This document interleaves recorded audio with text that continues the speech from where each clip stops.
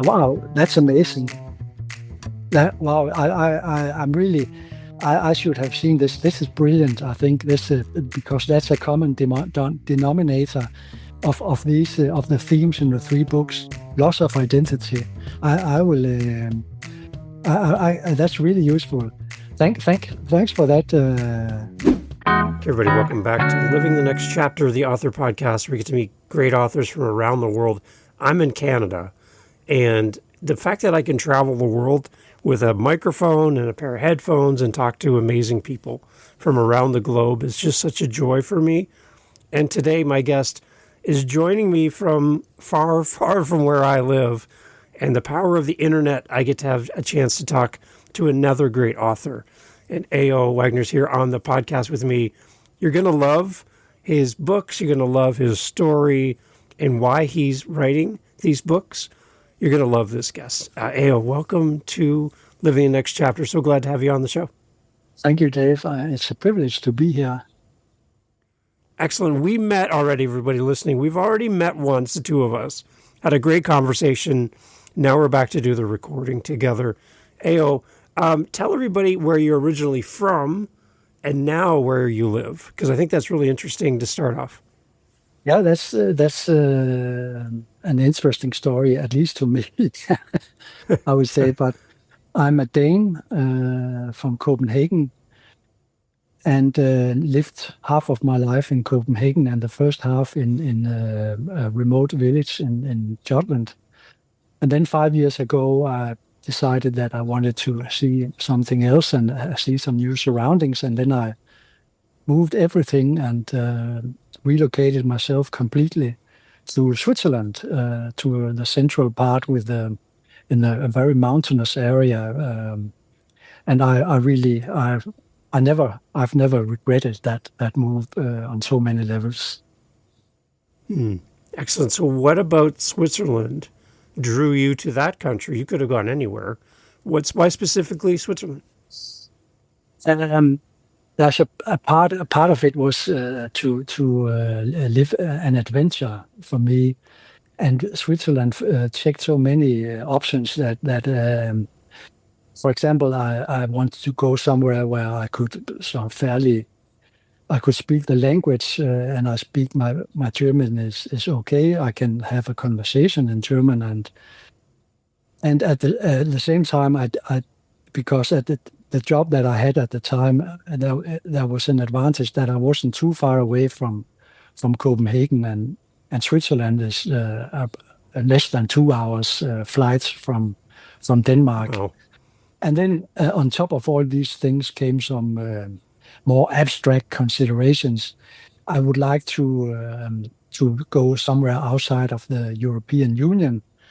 I can't really explain why, but I thought that it would be interesting to see something else, and then I ended up having to choose between Austria, which is obviously member of the European Union, and Switzerland, which is not. And then I decided to go here. Okay. Can you tell me, like, what is life like in the community where you live? Is it very beautiful and gorgeous to go outside? Like, where are you in the country?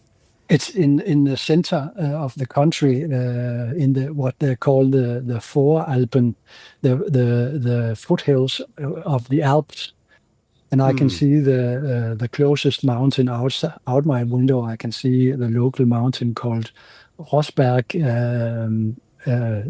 Every time, many times during the day, I look up and take in the view and remind myself how fortunate I was to find this place. And so there was a lot of abstract reasons for coming here, but the main benefit has been like from a health and hiking and walking and nature point of view, because I have so many options just outside my door. I can walk, I can use my bike, and so almost every day, weather allowing, I go for a longer or shorter walk, which has also helped me contemplate a lot of things and solve problems also regarding my books, with plot lines and so on, where I've been forced to rethink a lot of things instead of using the first and the best solution that came to mind and then write it down. Then maybe if I'm in the middle of a walk, I find a solution, but maybe half an hour later, I find a better solution.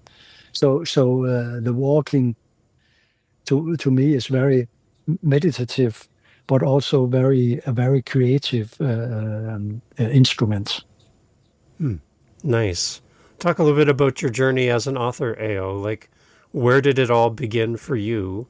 Where writing and sharing stories was part of your plan. How did it start for you? Well, I always wanted, since I was a young boy or a young man, I wanted to write some fiction and novels because I liked the idea of storytelling and entertainment.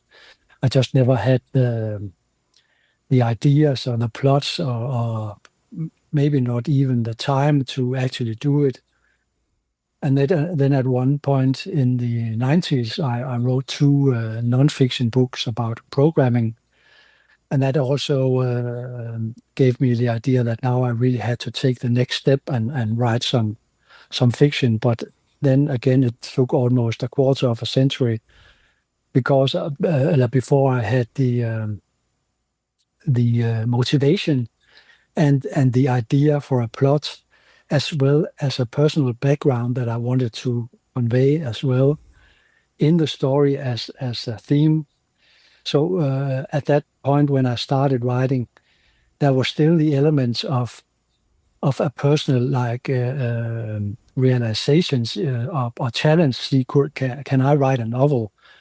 But on top of that came all the other uh, um, elements that actually I feel forced me to follow up on that dream and and write that first novel in my trilogy. Did you have a plan to write the trilogy, or did you just have a plan to write that first book when you The first plan was started? just to write. I only had the idea and the plot for the first book, and it was like a test, like an Iron Man for myself to see if I could accomplish such a feat and to write a novel. So and I actually considered giving up a couple of times halfway. That's the typical point where it gets too overwhelming. And so when I finished it, I definitely had no plans to write a sequel or even a third book. But then after half a year, I felt the you have a tendency to remember the hard times and the troubles and the all the things that annoys you and all the what do you call it, obstructions that you meet, Yeah. and you romanticize a bit how it was, and then I felt it very manifest in myself, a rising need and wish to write a second book and continue the story, also because the idea started popping up in my head. So forgetting all the troubles and the mounting wish to continue the story convinced me to make a sequel for Dan's story. Okay. And so, what would have been helpful for you when you started writing, if you were able to hit play on a podcast and somebody who writes like you do and writes about what you do was talking? What kind of things would have been helpful for you to hear from someone on a podcast that would have made maybe your journey a little bit easier or a little more enjoyable, or something that would be inspiring Yeah, for yeah. you when you first started? What would have been helpful to hear? I think it would have been helpful to be prepared, to have someone tell me that this is probably going to be harder than you think. Mhm. And a second thing that I've thought of many times that I hope that I can share with the budding writers is that if you're the kind of writer that, like me, that likes to plot everything in advance and make like a hierarchical rundown with arcs of everything, the character, their evolution, and also the themes and side themes, everything plotted out in advance before you start actually writing the prose, then you should be really sure that your rundowns of each chapter, that they are really watertight before you start translating it into to the final prose or the first edit, so to say. So I really had to change something with small plot holes that I hadn't considered, even though I thought I did have a very detailed rundown of each chapter with something like 80 to 100 lines describing in very detailed manner what should happen through this chapter. And still, I was caught by something in the plots, some stupid things that I should have thought of, and maybe an idea that you could probably find useful is that to do some chats with friends or family, and going through the each chapter, saying this is everything I have, not maybe in a conversation, but maybe asking them to read it through as a skeleton of the novel, and they will probably be able to point out things to you that you've missed or forgotten, or that is illogic or something like that. So that would be my advice to be, if you're the type of person that likes to be prepared, you should really do the extra work and make sure that everything is prepared, so you don't have to, when you move to the phase where you start writing, that you don't have to step back and structuring your plot. And as a third thing, I would like to mention is that don't underestimate the length of your chapters, because I had to move a lot of stuff from each chapter to which is perhaps unfortunate, but it was like a solution I had to go for. That I at a lot of my prepared rundowns, I had to move to the following chapter as a sort of flashback from the main protagonist. So I pushed some of the story in front of me, which I think is from a narrative point of view is not optimal. I think I made it work, but it was like a solution in the moment and not part of the plan. So don't be afraid that you have enough content for your chapter, because when you start writing, you'll probably be surprised by how much each rundown points will actually translate into the first edit prose. Yeah. So were you editing as you wrote, or did you write first and then do the editing later? I just, yeah, actually, I write like for every line that I've prepared in my rundown, I write the 100 words, yeah, 50 or 150, depending on how much it justifies. But then I will of course read that, and that rundown, what I've written for that rundown, and maybe the preceding and the one before that, to see if it flows as a reading experience. But apart from that, I will probably not read. I will read the chapter when I finished writing it. Fix the easiest, the most obvious mistakes and grammar and some stylistic elements as well. Sometimes adding a few things, but mainly keeping it as I intended in my rundown, apart from the parts that I push to the next chapter. And from that point, I will really not read it until I finish the last chapter and the epilogue. And then I, of course, start reading everything from the top, changing my hat from writing to reading, Right. and Yeah. and viewing it as trying to be as an objective reader as possible, and reading it. And I think I've become fairly good at reading what it says and not what I think it says. I think that's another typical mistake that all of us do when we write, be it an email or any type of Yeah. text. When we read through it afterwards, we think everything is fine because we are reading what we think we wrote instead of Yeah. reading what is actually there. And even after reading it one or two or three times, there will be banal mistakes that makes its way through to your final revision, even though you are try to be very thorough in your reading it. But I think I've forced myself to be good at reading it as objectively as possible and seeing what is actually written there instead of thinking, what did I write in this passage or in this Hmm. paragraph?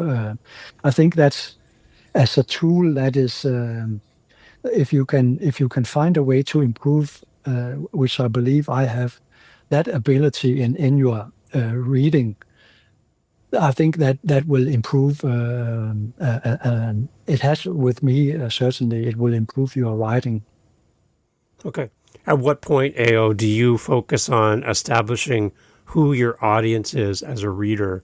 Is it at the beginning when you start to write, or is it more near the end when the book is complete and you go find an audience who's going to love what you've already written?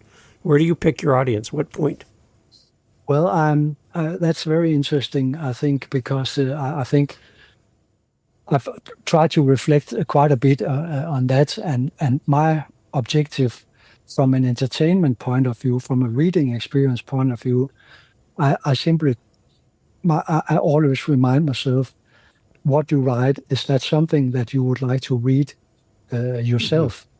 And that is actually my criteria for the quality of what I write. Would I like? Is this a book that I would like to write? Is this a paragraph that I would like to write?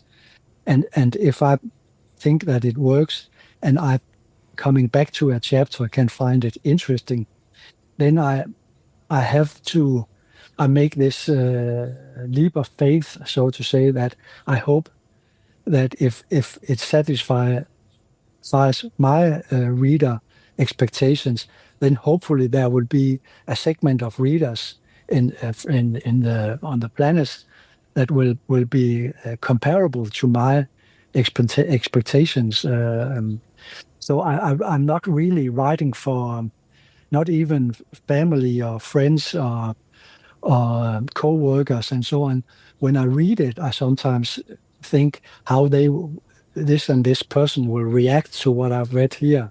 But when I write it very one-dimensional to myself, as it should be readable to myself. That is very manifest to me as an instrument. Okay. All right. Let's talk a little bit about the books then, too, AO. Let's get into that for the readers that are here. You've got an interesting way that you've titled your three books, how they're sorted by the title, which is very interesting how you've even thought of that. I want to talk about that, but I also want to talk a little bit about how you've wrapped your story, your personal journey into the story for the books, because I think that's super important. But just talk a little bit about the trilogy and how you've named each of the books so that they show up in a certain order. Explain that to me. I like Yeah, this. I like this. yeah. I'm for 30 years I was a programmer by profession, and I really enjoyed that line of work, and there was a very big creative element in that as well. And a requirement to see some problems in an abstract manner that enabled you to solve the problem on the abstract level and then make your solution from the abstract mindset into the code that would actually run on a specific platform. Yeah. So I have a very this is not praising myself. This is probably more a criticism. But I'm over structured in everything I do, and try to plan everything in advance. So I'm not surprised and very top down in everything. So when I decided that I wanted to write the book, the first book, I I was looking for a plot, and because I wanted to combine the scientific and a very positivistic attitude with a spiritual and a metaphysical. I came up with the title before I actually knew what the plot should be. I just Wow. I thought that the title is the karma sequence, and I think just these two words, they are like clashing with these two abstractions of something very hardcore and something very spiritual, something that and that has become part of my mission as well to speculate in this transcendent universe. But after having the idea of thinking that what would happen if something metaphysical, something spiritual, was actually embedded in something very, very scientific and well known and accepted as our genome. This combination led me to the title, the karma sequence.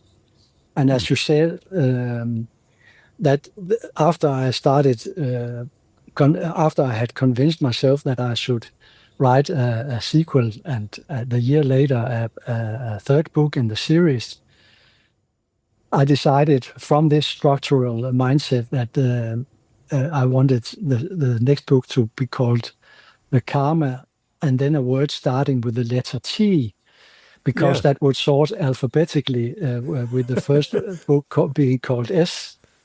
So Yeah. the three books are called The Karma Sequence, The Karma Topology, and The Karma Ubiquity.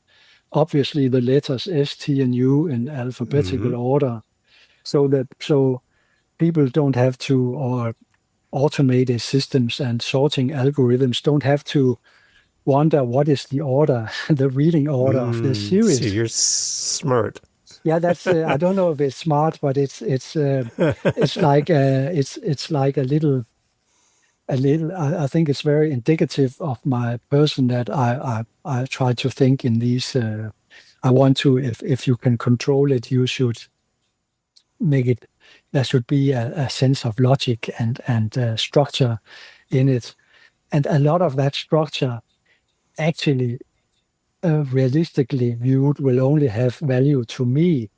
But I get a satisfaction from knowing that there are these, and there are a lot like also like hidden elements and person building and layers in the books, Easter eggs and stuff like Mm. that will probably, some of it will probably only be noticed by myself, but they have been helpful as instruments in writing, and then for maintaining an order, a structure in writing and planning everything so that everything is prepared when I start writing. So no surprises in that process.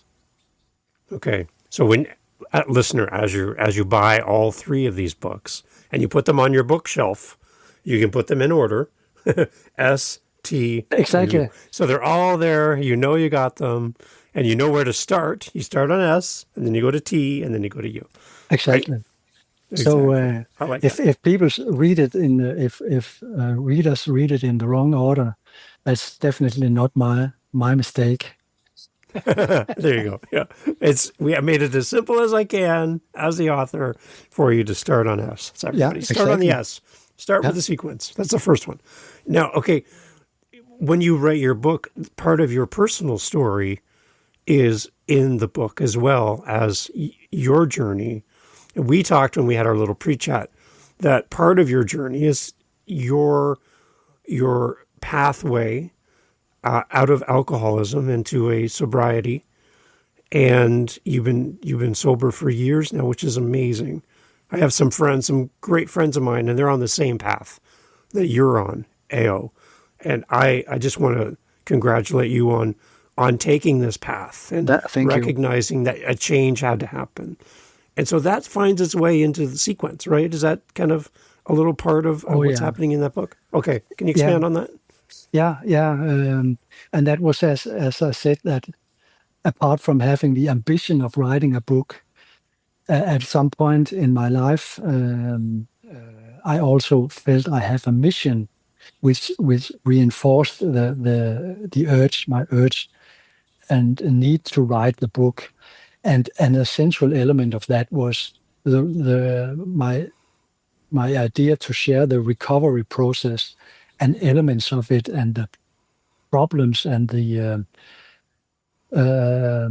all the things what made the recovery process easier, what I had to find out, and maybe other people could avoid, and stuff like that. And I always say, because uh, I always say that I don't want to sound pretentious, and Mm-hmm.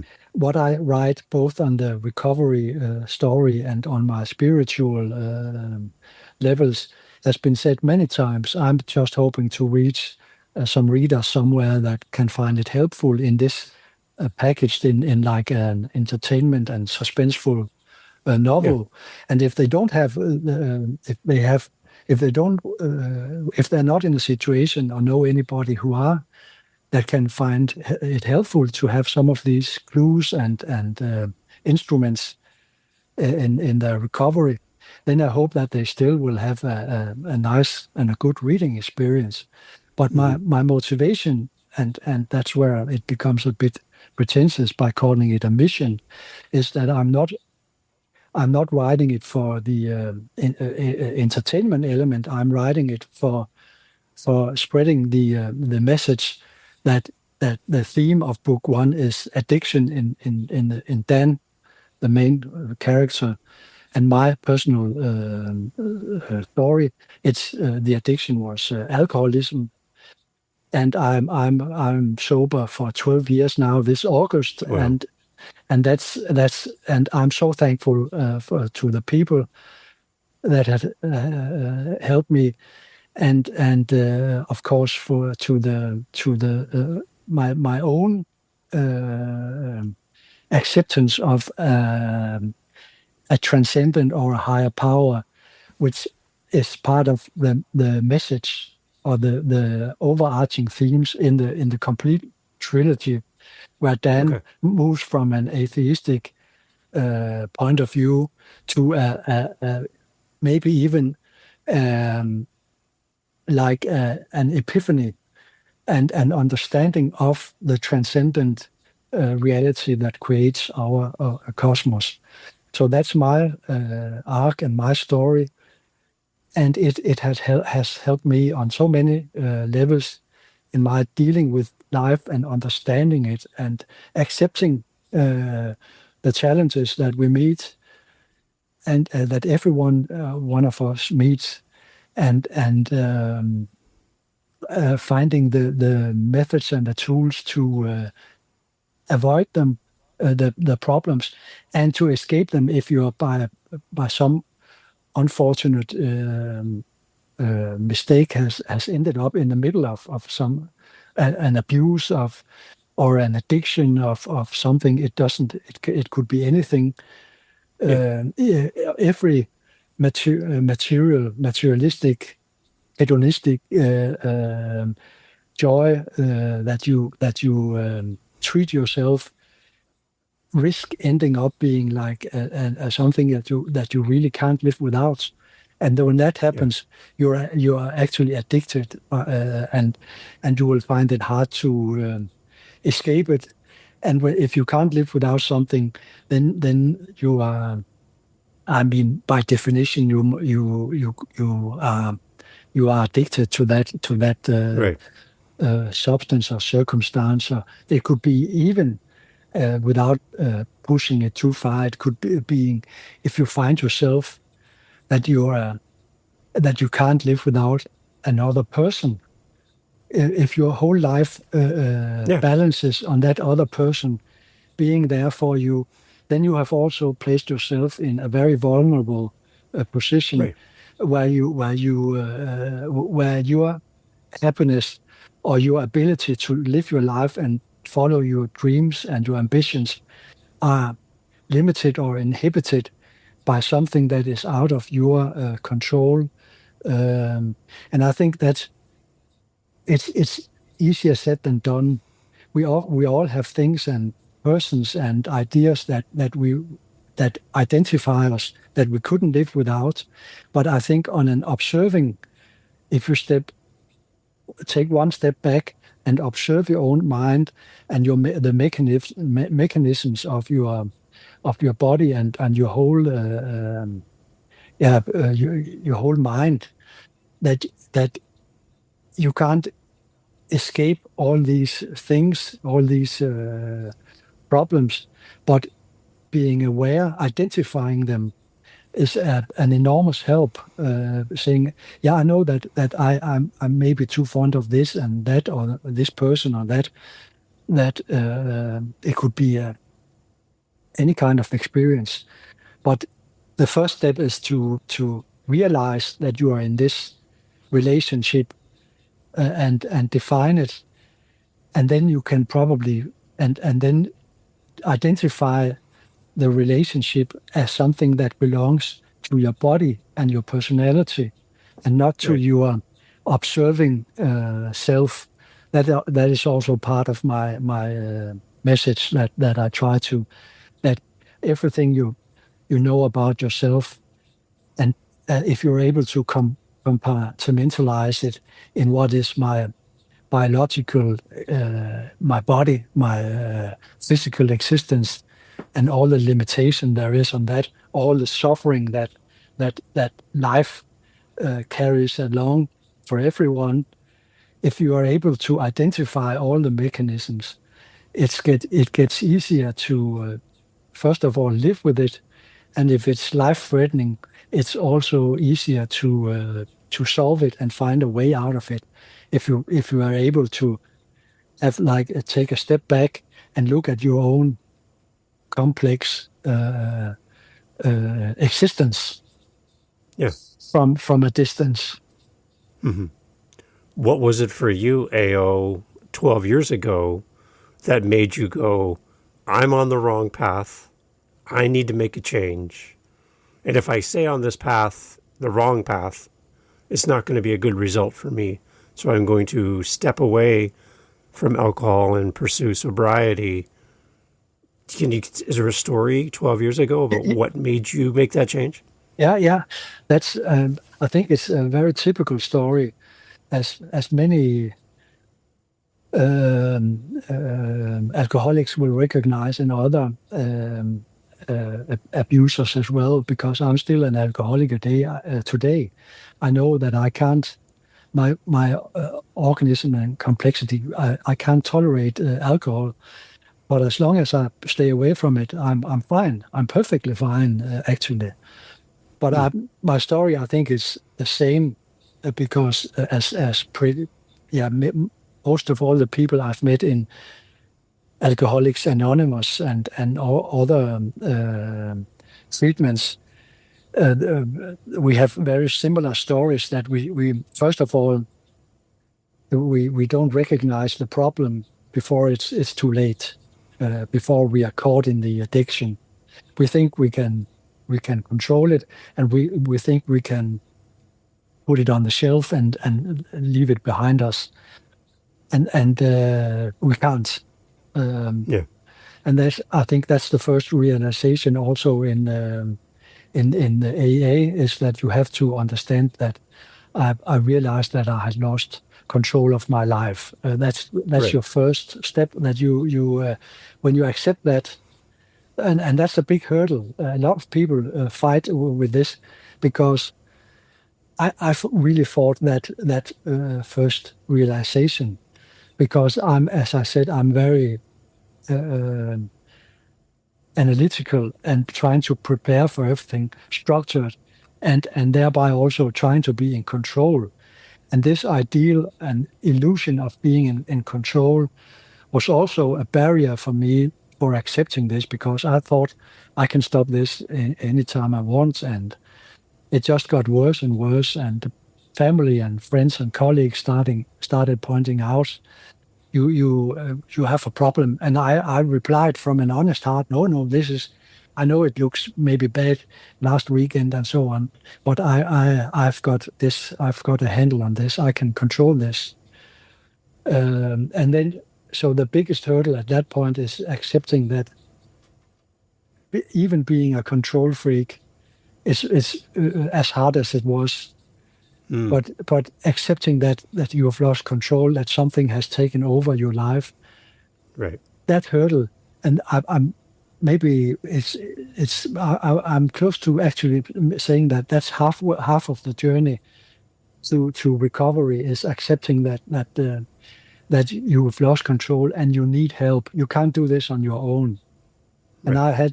I had the fortune of joining a treatment in a treatment center in Copenhagen over 3 months with 3 meetings of 4 hours every week, and in a group where we discussed and learned a lot of things about ourselves, our psychology, and the nature of addiction. And after that, I started going to AA meetings, and I knew at that time that I'm never gonna. I was so relieved because I knew I was never gonna drink again, and I knew that it was no longer a question of willpower because I've previously I had tried, with weeks or sometimes even months of abstaining from alcohol. But at some point it gets harder and harder, Yeah. and then something happens, something in your surroundings, which happens to all of us. Someone near to you dies or something, or Right. or you have some problems at the work. All the stuff that hits everyone every day, something we can't escape. But as an alcoholic, you will always see it as an excuse or a reason. Yeah, okay, this was really the toughest week. I know something that will ease out everything and cut all the spiky points out of how I feel now. Put me in the mood where I like to be. It's very easy. It's very it's very cheap. Well, maybe not cheap, but I can go over on Yeah. the other side of the street and buy a little bottle that will smooth it all out and have at least, and just for tonight, I will relax and have a peace of mind and so on. I think that's a typical story. So Yeah. something will happen that breaks your um,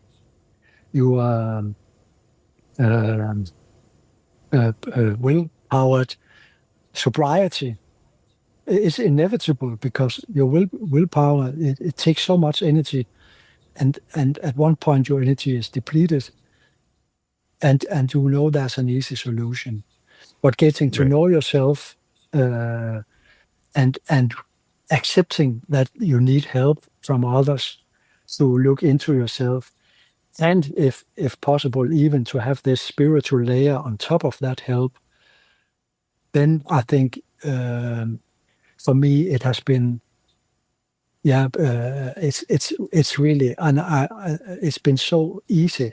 The element of willpower and the element of fight is absolutely gone, and that's core to my mission of writing the themes that I do, is that I want to share this insight that if other people can benefit from my story, which as I have to stress all the way, it's not unique.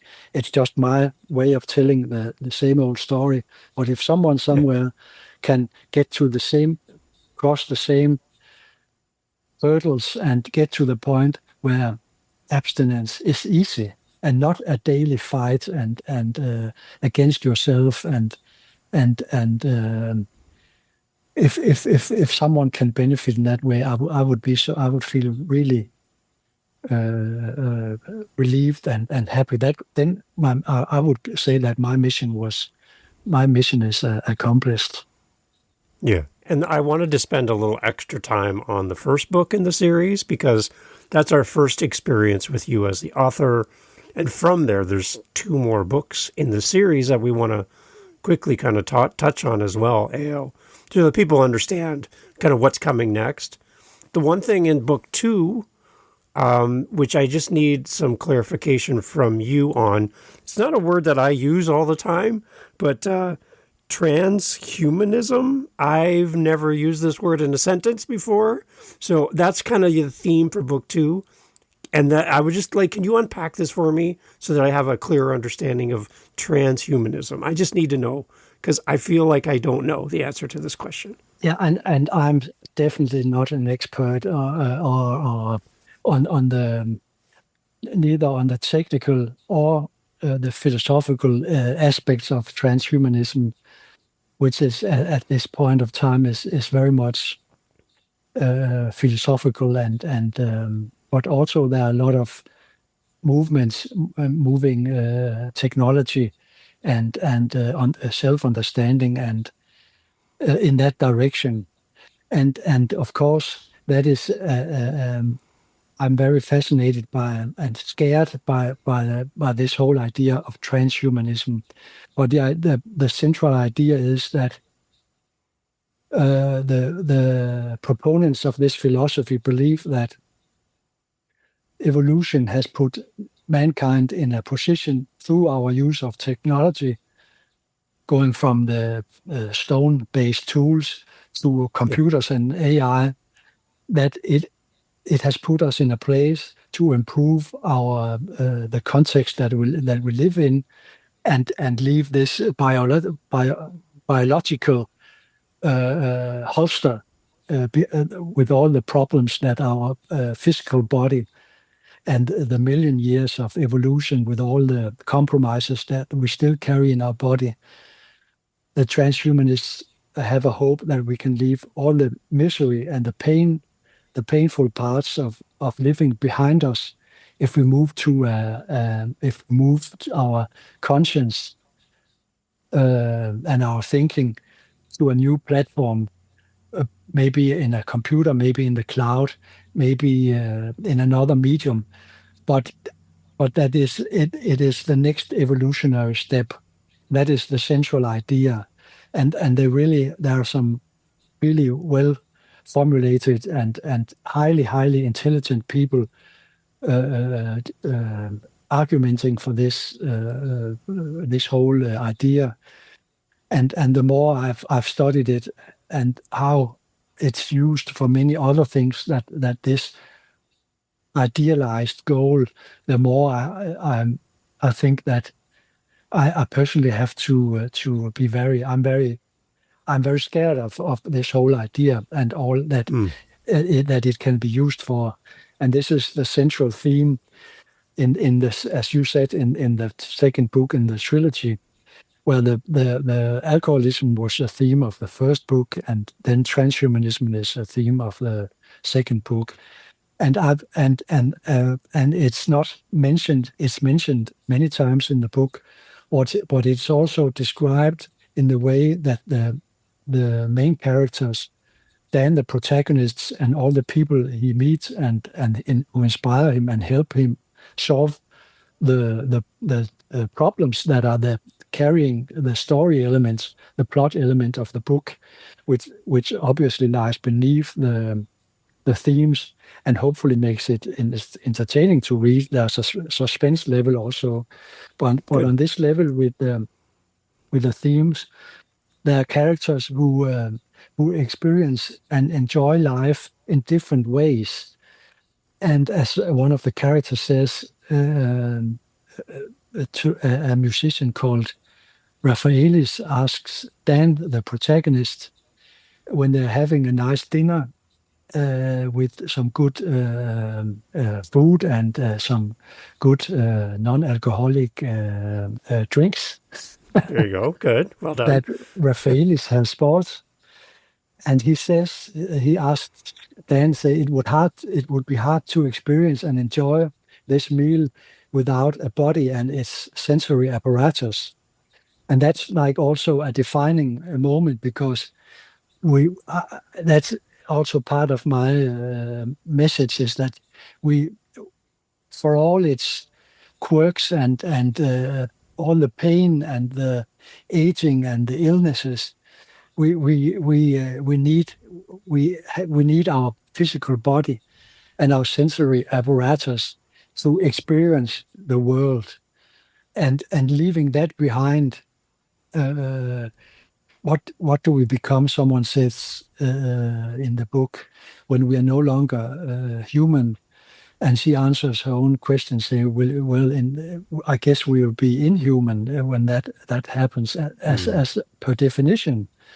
And that's what scares me as well. That people think that you are your thoughts, your ideas, and I say also, if you define yourself as your thoughts and your thinking and your reflection, well, then you can achieve eternal life by putting your thoughts to paper, or composing beautiful music, or designing fantastic architecture.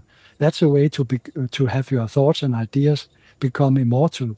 But that's not really what the transhumanists aim for. They want their perception, or their of self to live on, and after their physical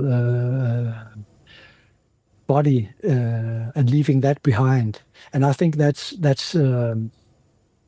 to me, that's very scary, because we and this quest for, I think that's another quest in these days, is that we have so high thoughts about our science and medical science, and expectations that yeah, everything it improves, and one day we will solve every problem with aging and with cancer and everything, and Yeah. the aim is, the ideal for some reason is that maybe one day we can live forever. That's a hope for a lot of people. Maybe we can live forever, and I think that's a typical Western point of view, maybe even a hedonistic point of view, Mm-hmm. because in contrast to Eastern philosophies where life is suffering, which I also believe it is, um, in Western culture, we see life as a platform for pleasure and enjoyment. What I call what is I think is called hedonism. We are Yeah. seeking, we're the pleasure seekers, and our many Westerners' fascination with Eastern philosophy and the idea of reincarnation is I mean, it's a bonus in the sense that, wow, what we have now we can potentially have in the next life and the life after that. So that's we have turned it upside down, and make the idea of life as suffering something we have to combat, and to distance ourselves from. Instead of accepting that pain and suffering is part of life, it's a part of the biological structure of life, and how life works, on the level of entropy, that you consume some energy and some order in order to maintain your own order, maybe at the cost of other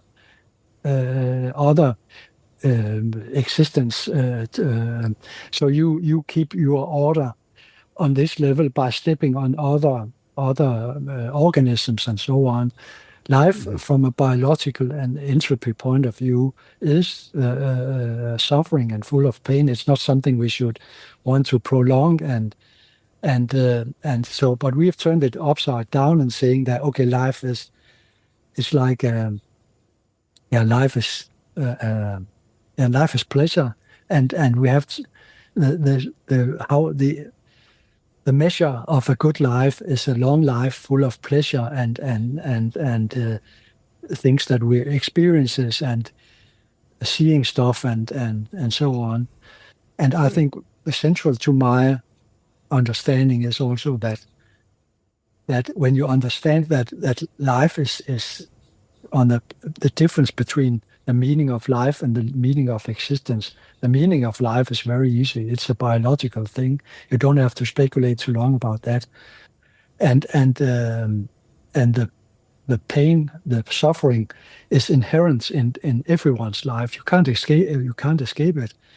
You can maybe close your eyes and put some loud music in your ears and find some way to some abstractions or some. But and central to me, and that's why I think all spiritual traditions, they also accept that life is not something that you should cling on to. Life is a platform for doing some things that you feel that you have to do. Right. But letting go of life at one point is not something that anyone should be afraid of. I always say it in situations like this and prepare my family so that it won't sound pretentious the day that it becomes relevant, saying that there's nothing to fear with death. You don't lose anything of value, I always say. I'm not looking forward to an extended period of suffering, but maybe that's unavoidable. Or maybe you just get a break in your head and it or die in your sleep, but you'll die. But there's nothing to fear unless you're attached to things in the physical and biological life. The easier this is to understand, and that's why I'm pretty sure that all religious and spiritual traditions, they have this taboo about suicide, because suicide is like a horror naturalis, as they say. It's just something that we shouldn't do. And we should try to dissuade everyone from doing it. And I think it's very obvious that this taboo is to prevent people from ending the suffering when they realize that you're not actually losing anything of value, because you have given up attachment even to the things that your own body are attached to. When you've given up that attachment, you may come to the conclusion there's no point of living any longer.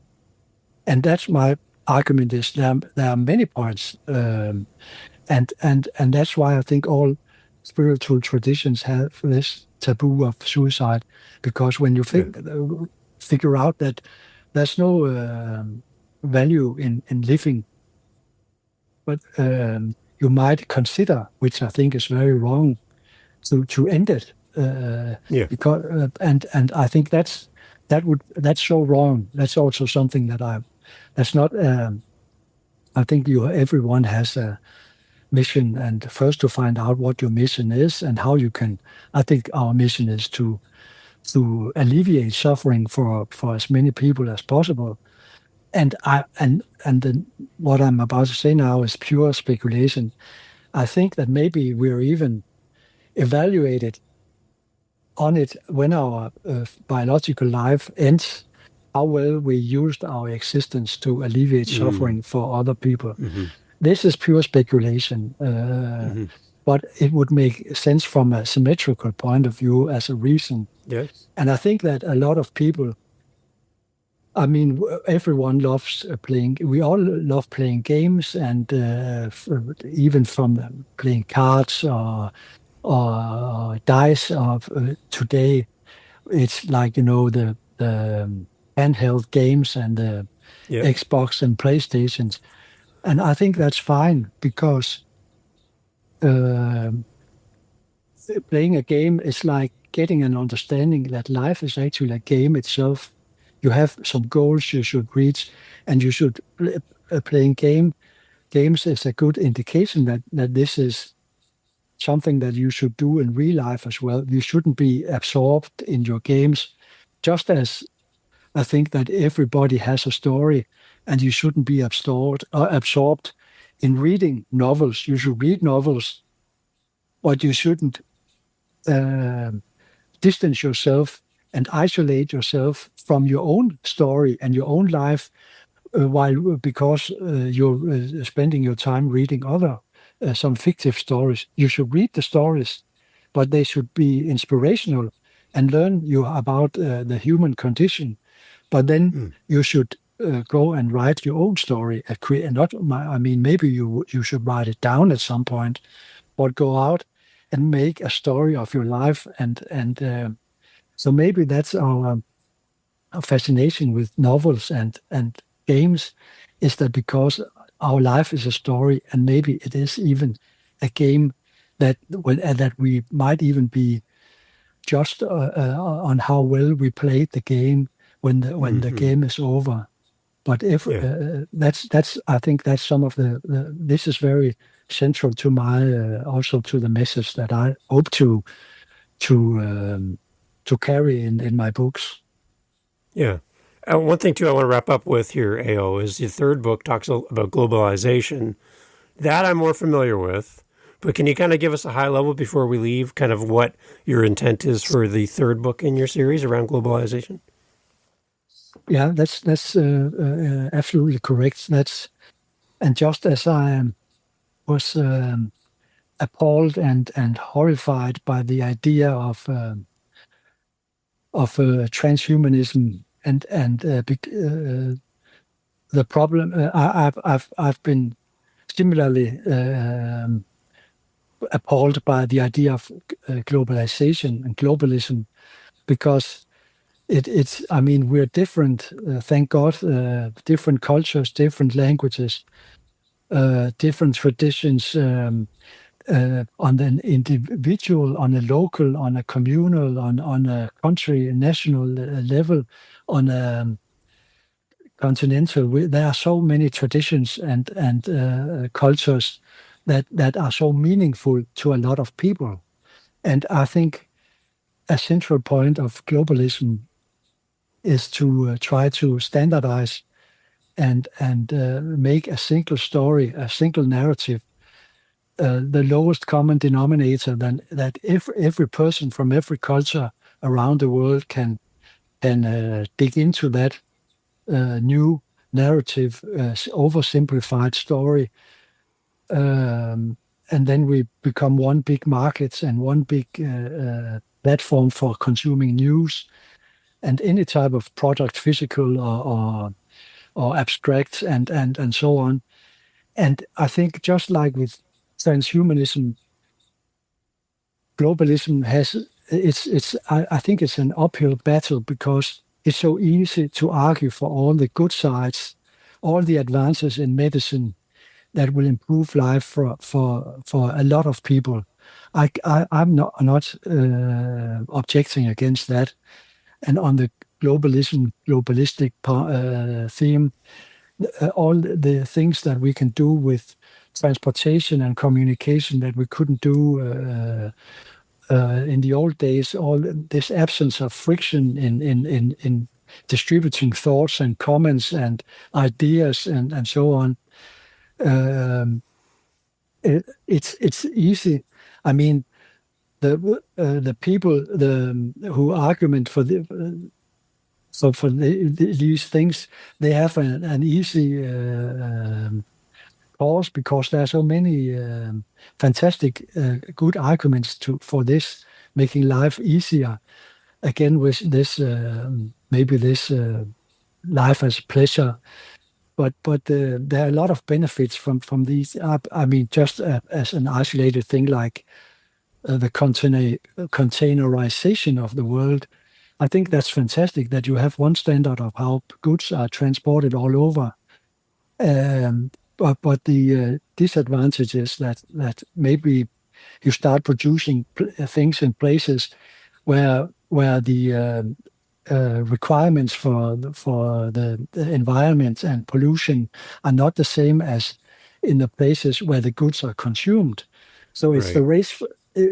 Globalism is a race to the bottom because Hmm. we will remove product. We will relocate production to where it is cheapest, and then we Right. will. It's said in another sense. It's also there's also an element of imperialism in it that, yeah, production takes place in these countries, and uh, we consumers with the high-end products, we that all takes place in this part of the world.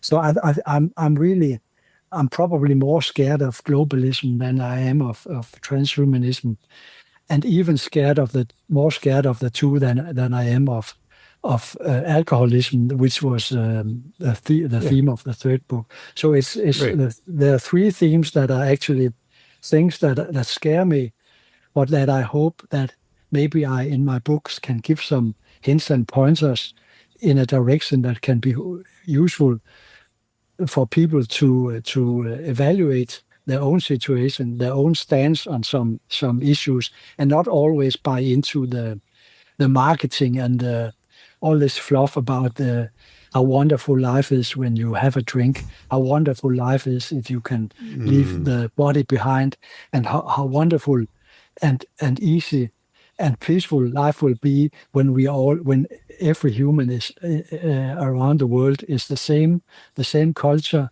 and the Yeah. same language and so on.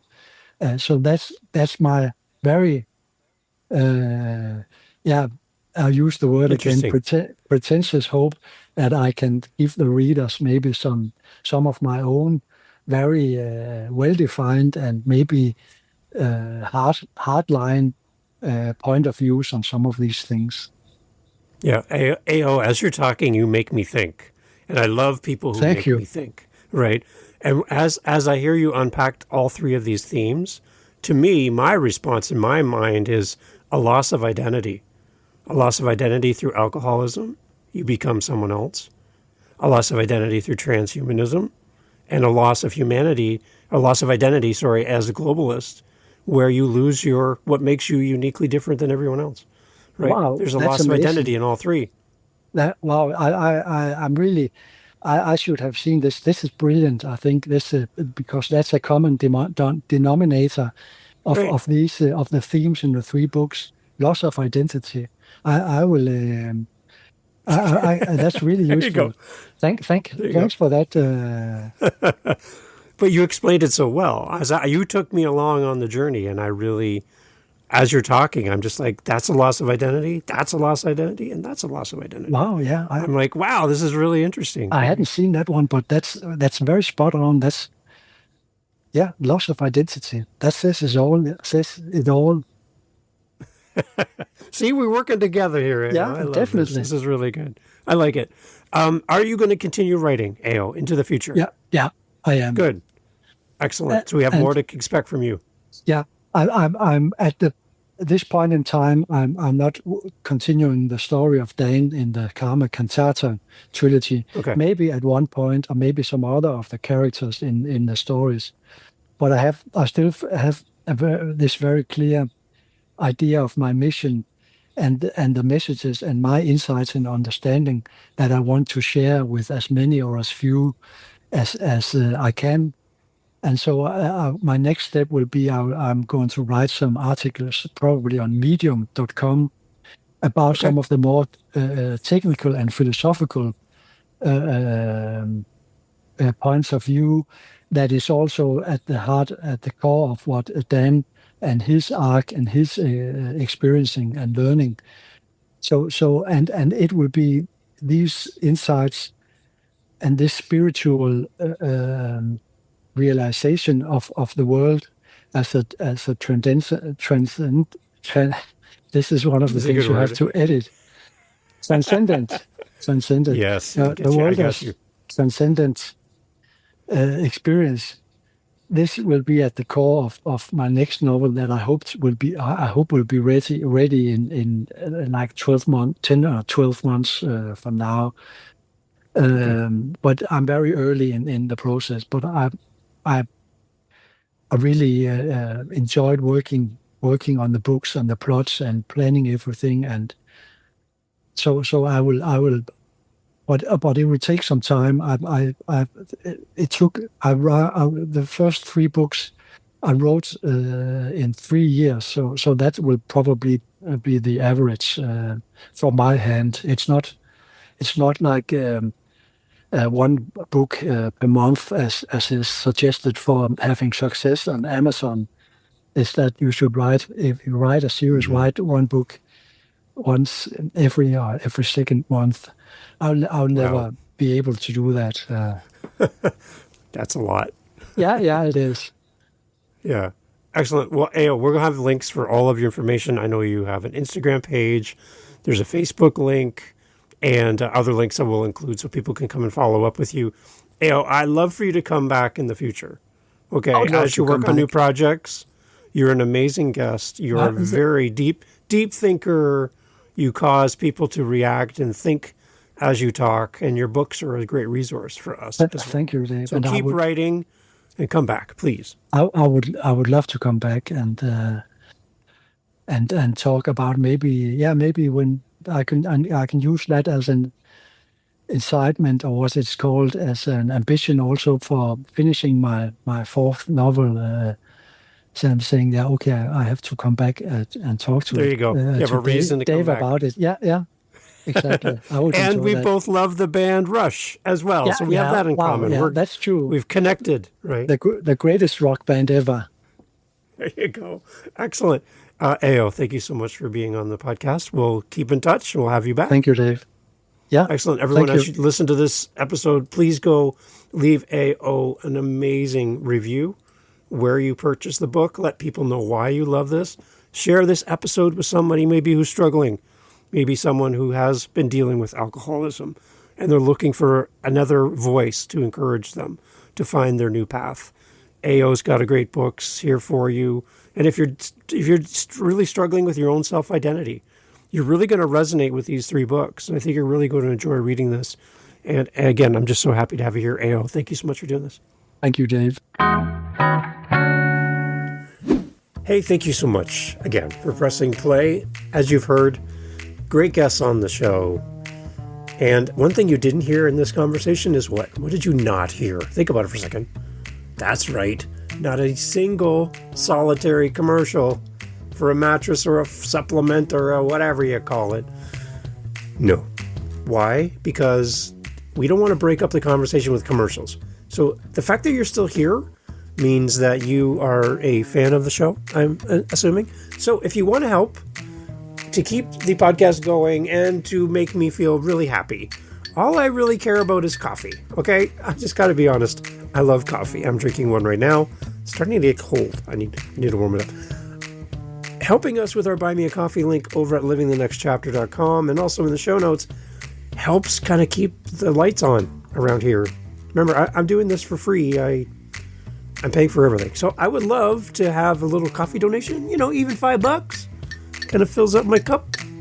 And I would love to enjoy a coffee from you. So if you're interested, again, thank you for listening. But you can use our Buy Me a Coffee link and fill up the cup. Thanks for being here.